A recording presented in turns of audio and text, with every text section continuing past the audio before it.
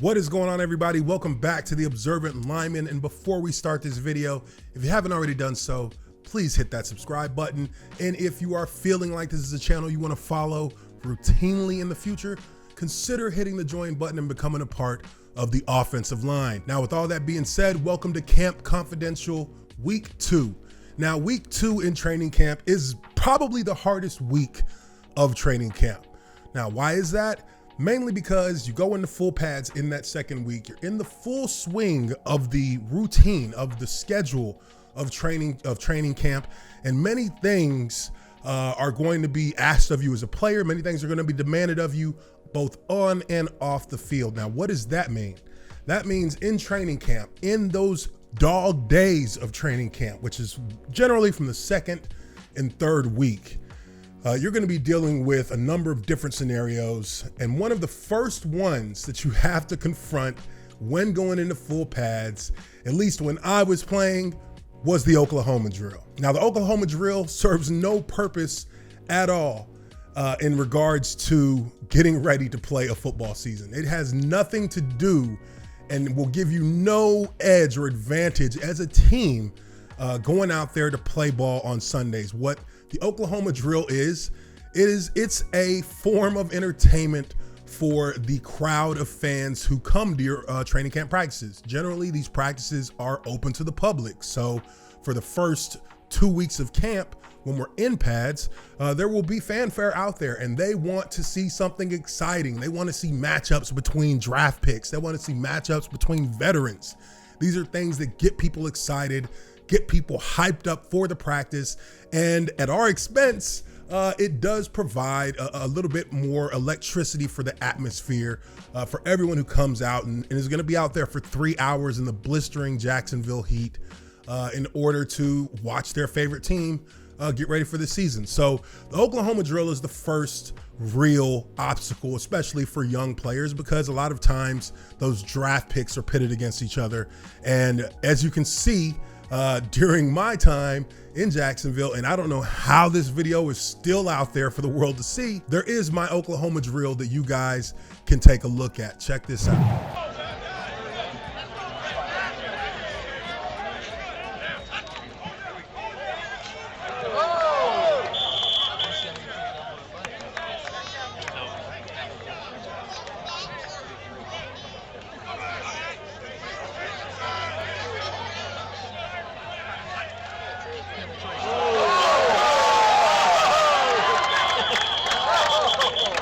Obviously, Oklahoma drill, not necessarily designed to get the best in terms of technique out of your blocker and your defender.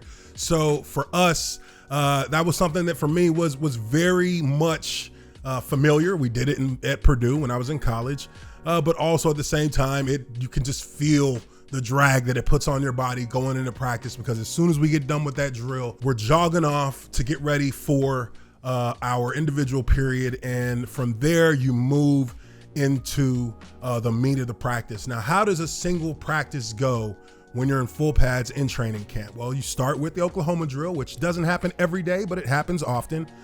Then you go into your individual, which is about a 30-minute period. From that individual period, you go into a half line period, and this is all, again, coming from the perspective of an offensive lineman. So you go individual, then you go half line, which pits half of the offensive line against half of the defensive line, and we just run plays downhill at each other.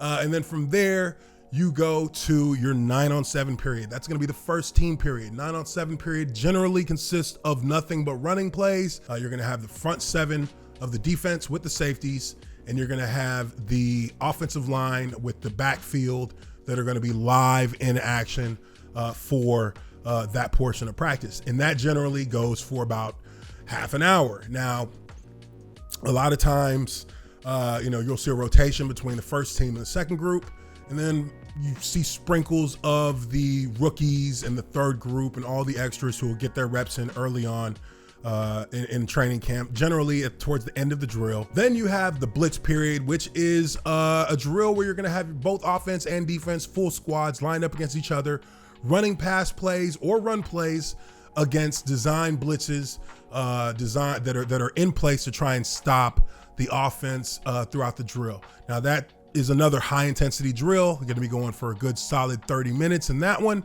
And generally that drill is about as close to a live drill as you're going to have during the course of a practice. That and 9-on-7. Once you finish with that drill, we go from that drill back to another individual period. Don't really remember exactly how long those were. Generally, you're looking at another 15-20 minutes.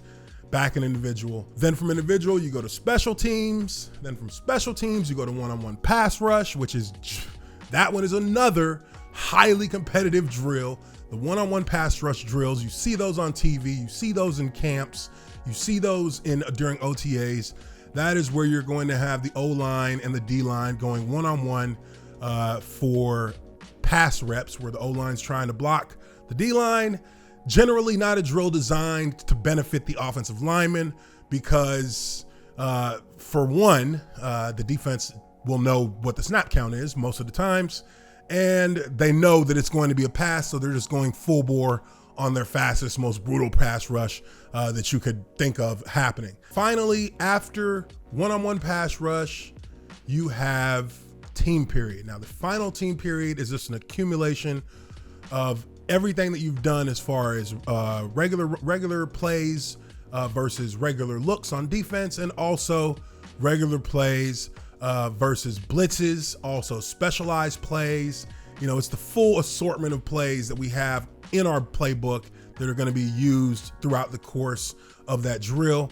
They try to, I guess, target different portions of the playbook to focus on, but you know, that is where the last drill for the team period comes from. When you get done with team, then we generally break down the practice. We all meet up on the head coach, get the final words, and if we have any individual things we're going to work on post-practice, we'll do those things as well. But that is the typical NFL training camp practice. Now that is going to be done day in and day out for the next 4 to 6 weeks. So, you know, getting through that portion in that first week, you're dealing with a ton of soreness on the body. A lot of things hurt for the first 3 or 4 days of full pads because your body's now being put into a full football conditioning mode. Your body is now getting set up to be ready to be ready to play and practice in full pads at a high tempo, at a high level of play. And you know, it's just like any other thing in the world. When you start doing it, when you take time off from being in full pads and then you come back to it, you know, 6-8 months later, it really does wear the hell out of your body. Going through that second week, it's really that trial by fire where you're forged into a version of the football player that you'll become by the time you're finished with all these things going on in camp. But let me know what you guys think. Second week of training camp, Camp Confidential. What do you guys want to hear about? Leave your comments down below in the comments section. Don't forget to subscribe. And if you're thinking about it, join the offensive line. I am Uche Nwaneri, your observant lineman, and I will catch you guys on the next video. Peace out.